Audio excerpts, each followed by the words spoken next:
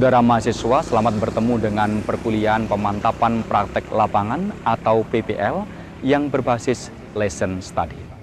Kurang lebih sudah 1 dekade terakhir, lesson study berkembang di Indonesia dengan warna-warni dan pasang surutnya. Tidak dapat dipungkiri bahwa lesson study memiliki kontribusi yang cukup signifikan terhadap kualitas proses dan hasil belajar. Secara sporadis, sekolah, MGMP, pemerintah daerah maupun pemerintah pusat telah mengagendakan implementasi lesson study ini di tempat masing-masing. Bahkan untuk pemerintah pusat dalam pelaksanaan program pendidikan profesi guru atau PPG, baik dalam jabatan maupun prajabatan telah mengadopsi dan mengadaptasi lesson study ini. Demikian pula program pembelajaran jarak jauh pendidikan guru sekolah dasar kali ini juga mengadaptasi dan mengadopsi lesson study dalam pembelajarannya. Ini berarti bahwa lesson study dipandang memiliki kontribusi dalam pembentukan kompetensi guru sehingga menjadi tenaga yang profesional di dalam bidangnya. Para calon profesional muda, perlu kami sampaikan bahwa lesson study ini merupakan terjemahan dari Jugyo Kenkyu dalam bahasa Jepang yang telah berlangsung ratusan tahun yang lalu. Lesson study merupakan ajang bagi para pendidik atau sensei di Jepang untuk saling berkomunikasi, berkooperasi, dan berkolaborasi dalam mengkaji berbagai pembelajaran. Lesson study juga merupakan suatu ajang untuk sharing ide dan mengkaji berbagai inovasi demi kemajuan pembelajaran. Dalam perkembangannya, lesson study ini bukan hanya diterima di masyarakat Jepang, tapi juga di dunia internasional. Bahkan Korea, Amerika Serikat memanfaatkan lesson study ini untuk pelatihan guru yang profesional baik dalam pre-service maupun in-service. Para mahasiswa calon guru yang kami banggakan, untuk pelatihan profesi guru dengan berbasis lesson study ini menggunakan beberapa tahapan seperti lesson study menurut Richardson dengan 7 sinteks atau tahapan. Tahap yang pertama adalah membentuk tim lesson study. Yang kedua adalah memantapkan atau fokus pada tim itu sendiri, yaitu lesson study. Kemudian yang ketiga adalah merencanakan proses pembelajaran. Yang keempat adalah merencanakan bagaimana cara mengobservasi proses pembelajaran. Yang kelima, implementasi pelaksanaan pembelajaran serta observasinya. Dan yang keenam adalah refleksi pasca pembelajaran. Sedang tahap yang terakhir, tahap yang ketujuh adalah tindak lanjut setelah pembelajaran. Mahasiswa yang berpotensi, 7 tahapan dalam lesson study ini di Indonesia lebih dikenal dengan plan, do, see, yang diawali dengan action plan. Action plan ini merupakan tahapan penetapan maksud dan tujuan dilaksanakan lesson study yang memiliki kontribusi yang sangat bermanfaat dan bermakna dalam pelaksanaan plan, do, hingga see. Untuk PPL, PJJ, PGSD ini, lesson study dimaksudkan untuk memantapkan keprofesionalan seorang calon guru SD.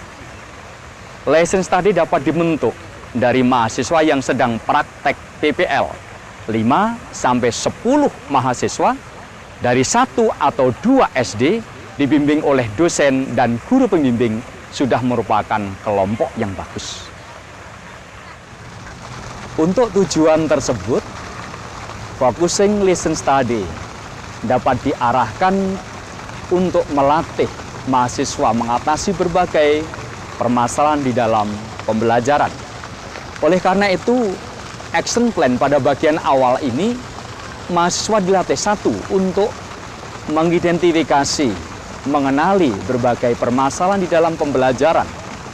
Yang kedua, mahasiswa dilatih untuk menganalisis dan mensintesis akar faktor yang menjadikan suatu permasalahan dalam pembelajaran. Selanjutnya, mahasiswa dibimbing untuk mencari beberapa alternatif solusi dalam mengatasi permasalahan pembelajaran, dan akhirnya mahasiswa memilih satu solusi terbaik untuk mengatasi permasalahan dalam pembelajaran tersebut. Mahasiswa calon guru yang saya cintai, dalam action plan lesson study ini dihadiri oleh seluruh anggota tim, para pembimbing. Perlu ditetapkan peran masing-masing, antara lain guru model, observer, dan juga mereka yang bertugas menjadi moderator maupun yang bertugas menjadi pendokumentasian. Di samping itu, jadwal pelaksanaan do dan see juga harus ditetapkan. Tahapan plan pada prinsipnya merupakan tahapan untuk mempersiapkan berbagai perangkat pembelajaran seperti silabus, RPP, LKS, media, termasuk di dalamnya materi ajar dan alat evaluasi. Kemudian instrumen observasi juga perlu disusun sesuai dengan solusi yang telah dipilih dalam inovasi pembelajaran ini. Dengan dibimbing dan didampingi oleh guru dan dosen pembimbing, mahasiswa dalam suatu tim dapat mengembangkan draft awal dan kemudian didiskusikan, disempurnakan dalam tim itu. Tahapan do sesungguhnya merupakan implementasi dari tahapan plan. Dalam tahapan do ini juga dilakukan observasi pada proses pembelajaran dan diyakinkan bahwa telah dilaksanakan secara optimal atas solusi yang dipilih dalam penyelesaian problem pembelajaran, dan siswa dapat belajar secara optimal. Observasi difokuskan pada solusi pembelajaran yang telah dipilih. Kegiatan siswa belajar, bagaimana guru mengajar, dan hal-hal yang terkait dengan permasalahan yang akan dipecahkan. Yang terakhir adalah tahapan C. Tahapan C ini sesungguhnya atau pada prinsipnya untuk merefleksi dari tahapan perencanaan dan implementasi tindakan dalam suatu pembelajaran. Yang perlu mengisi pada tahapan ini antara lain, apakah pembelajaran dapat berlangsung sesuai dengan rencana?